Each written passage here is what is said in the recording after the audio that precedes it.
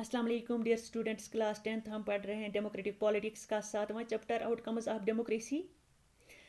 इसमें last class में हमने पढ़ा reduction of poverty and inequality, जिसमें हमने देखा कि डेमोक्रेटिक कंट्रीज़ में लोग जो होते हैं वो पॉलिटिकली इक्वल होते हैं, क्योंकि हर एक को चाहे वो अमीर हो या गरीब एक वोट हासिल होता है। लेकिन इकोनॉमिकली लोग बराबर नहीं होते हैं, इनइक्वलिटी होती है, क्योंकि अमीर जो हैं वो अमीर हो रहे हैं और गरीब जो हैं वो गरीब हो रहे हैं। अगर हम हिंदुस्तान की बात करें, हिंदुस्तान में 70% से ज़्यादा जो आबादी है वो गरीबों की है।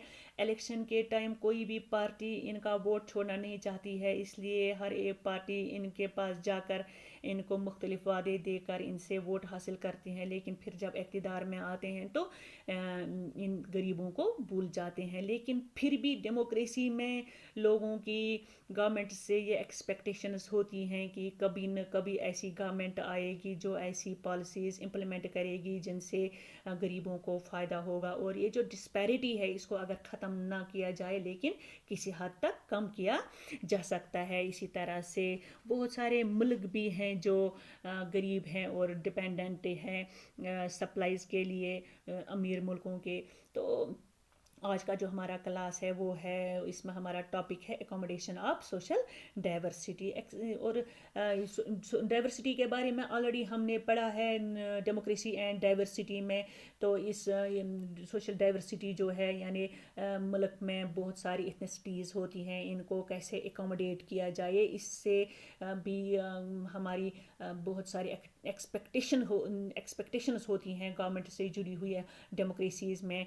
जैसा कि that it produce harmonious social life, यानी मुल्क में ऐसा माहौल क्रिएट किया जाए ताकि जितने भी लोग हैं, चाहे वो किसी भी नस्ल से, मज़हब से या ज़ुबान से ताल्लुक़ रखने वाले हों, सब सुकून से रह सकें। और दूसरा जो है वह है evolve mechanism to negotiate social differences and handle divisions and conflicts, यानी एक ऐसा मैकेनिज़्म तैयार किया जाए, एक ऐसा सिस्टम तैयार किया जाए ताकि ये जो सोशल डिफरेंसेस हैं, इनमें जितने भी कन्फ्लिक्ट्स होते हैं, डिविजन्स होते हैं, इन्हें अगर 100% इरेडिकेट ना किया जाए, लेकिन नेगोशिएशन के ज़रिए ऐसा मुमकिन है कि किसी हद तक इन मसाइल को हल किया जा सकता है। और इन सोशल डाइवर्सिटीज़ को एकोमोडेट किया जाए, इसके लिए दो कंडीशन ज़रूरी हैं। दो कंडीशंस क्यों? क्योंकि जब हम पावर शेयरिंग में देखते हैं तो हमने दो मुल्कों के बारे में पढ़ा, बेल्जियम और श्रीलंका के बारे में।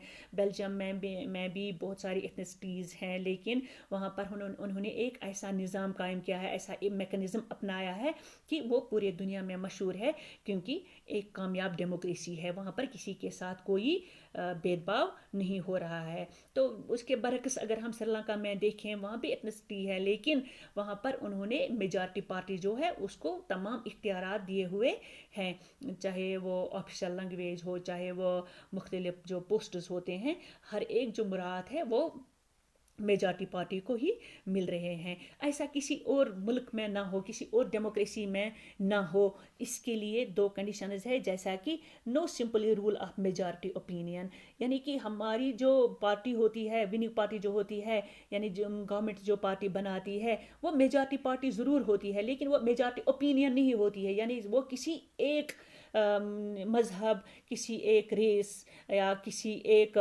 ज़ुबान का व्यू नहीं होता है, बल्कि वो ओपिनियन जो होता है वो पूरे मुल्क का होता है। और मुल्क में मुख्तलिफ एथनिसिटीज़ होती हैं। Majority needs to work with minority, majority जो होती है वो कामयाब तभी रहेगी जब वो माइनॉरिटी को साथ लेकर चलेगी, and it should represent general view. और ये जो व्यू होता है इनका वो जनरल व्यू होता है। जैसे कि अगर हम हिंदुस्तान में रहते हैं, यहाँ पर ज़्यादा जो लोगों की तादाद है वो हिंदुओं की है, तो इसका मतलब ये नहीं है कि यहाँ पर जो गवर्नमेंट जो हमारी है वो हिंदुओं की गवर्नमेंट है, नहीं, बल्कि वो गवर्नमेंट जो है वो पूरे हिंदुस्तान की है, हिंदुस्तान में रहने वाले हर शहरी की है।